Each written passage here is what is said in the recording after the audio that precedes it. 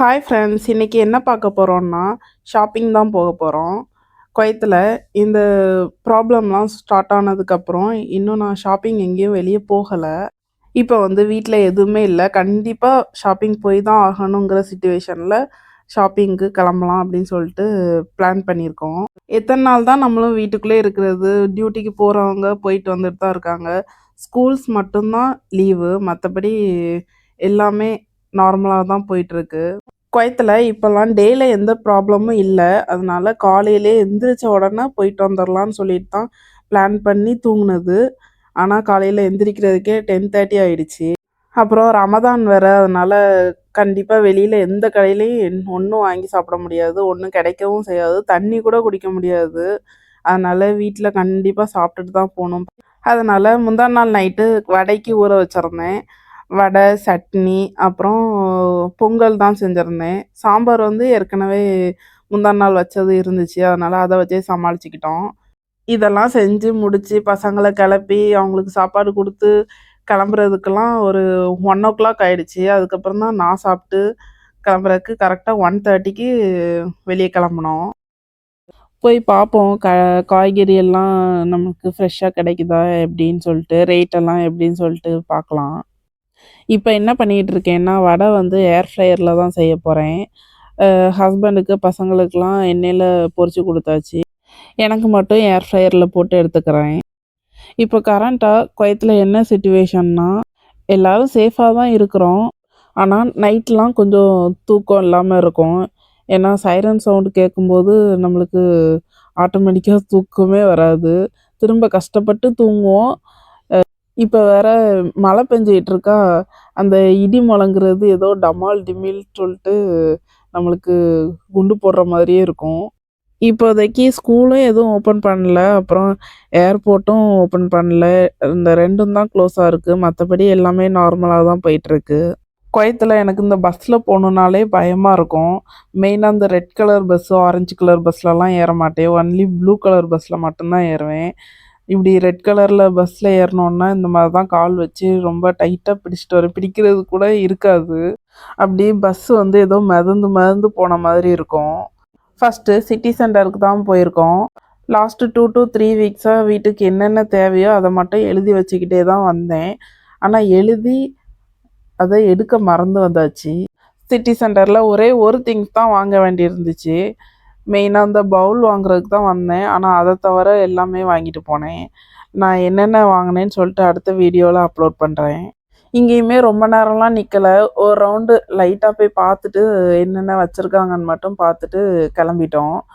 இந்த 3 பிளேட்டு இந்த மாதிரி செட்டாக 1 kg தான் போட்டிருந்தாங்க. 1 kgனா இந்தியன் மணிக்கு 300 ருபீஸ் வரும். இந்த 3 பாக்ஸும் சேர்ந்துமே 1 kg தான். அதுக்கப்புறம் கராஜுன்னு சொல்லிட்டு ஒரு அண்டர் கிரவுண்ட் ஷாப்புக்கு தான் போனோம். இங்கே வந்து கிளாஸ் ஐட்டம் அந்த மாதிரிலாம் சூப்பராக இருக்கும், ட்ரெஸ்ஸுமே சூப்பராக இருக்கும். சம்டைம்ஸ் 1.5 kgக்கு ஒரு செட்டு ட்ரெஸ் இந்த மாதிரி போட்டிருப்பாங்க. இன்றைக்கி அந்த மாதிரி கிடச்சிச்சு, நானும் என் பையனுக்கு ஒன்று எடுத்தேன். இங்கே வந்து இந்த கிளாஸ் ஐட்டம்ஸ்லாம் ரொம்ப சூப்பராக இருக்கும். பிளேட்ஸு, ட்ரே இந்த மாதிரி ஐட்டம்ஸ்லாம் இங்கேருந்து வாங்கிக்கலாம், நல்ல குவாலிட்டியாகவும் இருக்கும். இந்த மாதிரி ஸ்நாக்ஸ் ஐட்டம்ஸ் எல்லாமே இருக்கும். நான் வந்து இந்த மெயினாக இந்த பவுல் இந்த மாதிரி தான் பார்ப்பேன். இந்த இதெல்லாம் பாருங்கள், இதுதான் நான் ரொம்ப நாளாக தேடிக்கிட்டு இருந்தேன். ஆனால் இப்போவும் வாங்கலை, பார்த்து வச்சுருக்கேன் இங்கே இருக்குதுன்னு சொல்லிட்டு. வீட்டிலேருந்து கிளம்பும்போதே நான் எக்ஸ்ட்ராவாக எதுவுமே வாங்கக்கூடாதுன்னு சொல்லிட்டு தான் கிளம்பி வந்திருக்கேன். ஆனால் பார்க்கலாம் என்னென்ன வாங்குறேன்னு சொல்லிட்டு. நான் நெக்ஸ்ட் வீடியோவில் கண்டிப்பாக அப்லோட் பண்ணுறேன். வீட்டில் இருந்து கிளம்பும்போது எதுவுமே வாங்கக்கூடாதுன்னு நினச்சிட்டு தான் வருவோம், ஆனால் இங்கே பார்க்க எல்லாத்தையும் வாங்கணுன்ட்டு ஆசையாக இருக்கும். இதெல்லாம் பாருங்கள், 2.5 kg. ஹஸ்பண்ட் என்னமோ வாங்கிக்கன்னு தான் சொல்லுவாங்க, ஆனால் கல்யாணத்துக்கு முன்னாடி உள்ள மாதிரி நம்மளால் வாங்க முடியல. கல்யாணத்துக்கு முன்னாடிலாம் ரேட்டும் பார்க்க மாட்டேன், எதுவும் பார்க்க மாட்டேன். பிடிச்சிருந்துச்சா, பார்த்த உடனே பிடிச்சதை உடனே எடுத்துருவேன். ஆனால் இந்தியாவுக்கு போகிறதுக்கு முன்னாடி கண்டிப்பாக இங்கே வந்து என் வீட்டுக்கு தேவையான எல்லாமே வாங்கிட்டு தான் போவேன். இங்கே பாருங்கள், கிளாஸ் ஐட்டம்ஸ்லாம் அப்படி கடல் மாதிரி குமிஞ்சு கிடக்குது. எப்போவுமே ஜூன், ஜூலை, ஆகஸ்ட் பையனுக்கு லீவ் இருக்கும்போது தான் இந்தியாவுக்கு வருவேன். ஹஸ்பண்ட் ஆகஸ்ட்டில் அந்த மாதிரி லீவ் போட்டு வருவாங்க. ஆனால் இந்த தடவை என்னன்ட்டே தெரியல. ஏர்போர்ட் எப்போ ஓப்பன் பண்ணுறாங்கன்ட்டே தெரியல. அப்புறம் இந்த பசங்கள வச்சுக்கிட்டு கொஞ்சம் ஷாப்பிங் பண்ணுறதெல்லாம் ரொம்பவே கஷ்டம். இந்த கிளாஸ் ஐட்டம்ஸில் மெயினா. அப்புறம் இந்த மாதிரி காஃபி மக்லாம் சூப்பராக இருந்துச்சு. அரைக்கேடி தான்.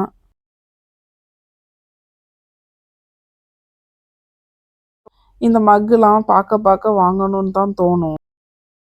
அப்புறம் இந்த ட்ரேலாம் 1 KD இந்த மாதிரி இருந்துச்சு. நாங்கள் வாங்க வந்தது வாங்கிட்டு இந்த ட்ரே தான் பார்த்துக்கிட்டு இருந்தேன். வீடு பால் காய்ப்புக்கு இந்த ட்ரே வைக்கணுன்ட்டு ஆசை. அதனால் எத்தனை ட்ரே வைக்கணும்னு தெரியல. அது மட்டும் எனக்கு யாராட்டி தெரிஞ்சால் கமெண்ட் பண்ணுங்கள். ஏன்னா ஹஸ்பண்ட் கிட்ட மேரேஜ்க்கு முன்னாடி ஒரு 3 மந்த்து டைம் இருந்துச்சு பேசுகிறதுக்கு. அப்போவே நாங்கள் 2 பேருமே இந்த மாதிரிலாம் நிறைய டிஸ்கஸ் பண்ணுவோம். அப்போது இந்த ட்ரே ஒன்று இந்த மாதிரி எனக்கு வேணும் அப்படின்னு சொல்லி கேட்டிருந்தேன். ஆனால் அவங்களால செய்ய முடியல அப்படின்னு சொல்லி சொன்னாங்க. ஏன்னா என் ஹஸ்பண்ட் வந்து அவங்க வீட்டு ஆளுங்கக்கிட்டேயே ரொம்பலாம் பேச மாட்டாங்க. அதனால் அவங்ககிட்ட போய் இப்படி செய்யுங்க அப்படி செய்யுங்கன்னுலாம் சொல்ல முடியாதுல்ல. அதனால் இப்போ வந்து நம்ம வீடு பால் காய்க்கிறோம்ல, அது நம்ம இஷ்டம்தான். அதனால் உனக்கு விருப்பப்படி செஞ்சுக்க அப்படின்னு சொல்லியிருக்காங்க. அப்புறம் அப்படியே ட்ரெஸ் செக்ஷன் வந்தாச்சு. நம்மளுக்கு இருக்கிறது 2ம் பையன். ஆனால் இங்கே பொம்பளை பிள்ளைகள் ட்ரெஸ் தான் சூப்பர் சூப்பராக கிடக்கும். அப்படி நம்மளால் பார்க்க தான் முடியும் அப்படின்னு சொல்லிட்டு நல்லா பார்த்துட்டு தொட்டுலாம் பார்த்துட்டு அப்படி பசங்களுக்குள்ள ட்ரெஸ் செக்ஷனுக்கு வந்தோம். அங்கே வந்து 1.5 KDக்கு ஆஃபரில் ஒரு ட்ரெஸ் போட்டிருந்தாங்க.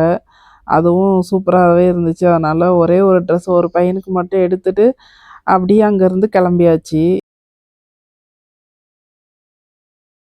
ஆனால் குவைத்தில் ஃபாஹில்ல எப்போவுமே ஃப்ரைடே ரொம்ப கூட்டமாக இருக்கும்.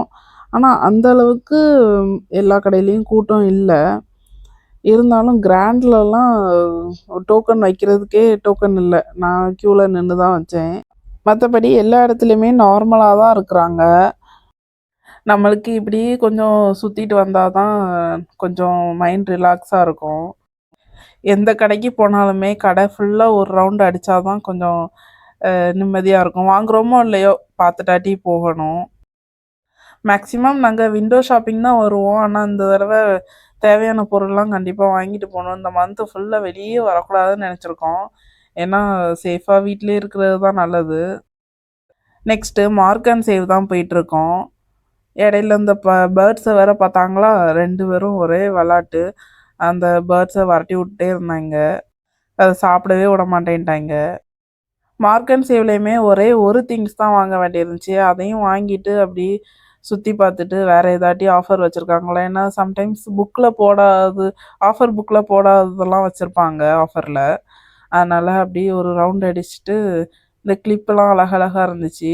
சரி ஊருக்கு போச்சில் வாங்கிட்டு போய்க்கலாம் அப்படின்னு சொல்லிட்டு அங்கேருந்து அடுத்து கிளம்பிட்டோம்.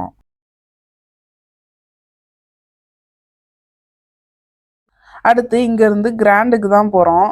கிராண்டில் வந்து கொஞ்சம் நிறைய பர்ச்சேஸ் பண்ணணும். ஏன்னா அங்கே தான் லூஸில் நிறையா திங்ஸ் கிடைக்கும். இந்த உளுந்து, பருப்பு, கடலை, அப்புறம் ஃபிஷ்ஷு கூட முன்னாடி மாதிரி இல்லை. வெரைட்டிஸ்லாம் ரொம்ப கம்மியாக தான் இருந்துச்சு.